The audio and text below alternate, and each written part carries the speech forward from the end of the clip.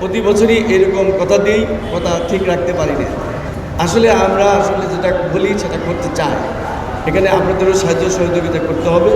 সবচেয়ে বড় কথা যেটা সেটা হলো যে আমরা এবার যে আমরা বলছি যে আমরা ড্রোন ব্যবহার করছি, 3টে ড্রোন আমরা ব্যবহার করছি। একটা হলো এখানে, আরেকটা হলো বাইপালে, আরেকটা হলো নবীনগরে। আমরা যখনই দেখবো এখানে প্রেশার, যাত্রীদের প্রেশার বেশি বাড়ছে, তখন কিন্তু আমরা করে দেবো, গাড়ির গতি আমরা অন্যদিকে ডাইভারশন করে দেবো। আপনি জেনে থাকবেন ধামরায় যে ডুলি ভিটা আছে, ওখান থেকে কালিয়াকুর পর্যন্ত আমরা বাইপাস করব। এরপরে যদি সংকলন না হয়, আমরা তখন মানিকগঞ্জের কালামপুর দিয়ে মির্জাপুর বাইপাস করব। আমরা আশা করছি এবারে যাত্রা নিরাপদ হবে এবং যানজট মুক্ত হবে। বিকল্প প্রায় কাউন্টার আমরা এই মুহূর্তে বন্ধ রেখেছি।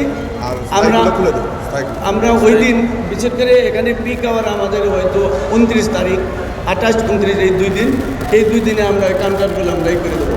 যেগুলো অস্থায়ী আছে অস্থায়ীগুলো বন্ধ থাকবে, স্থায়ীগুলো আমরা খুলে দেবো। আজকের মতো এরকম সুন্দর পরিবেশ যাতে থাকে সেটা আমরা ব্যবস্থা করব। বেশিরভাগ ক্ষেত্রে কিন্তু আমরা ছিনতাইকারীকে ধরতে পেরেছি, তাদের বিরুদ্ধে আমরা মামলা নিয়েছি।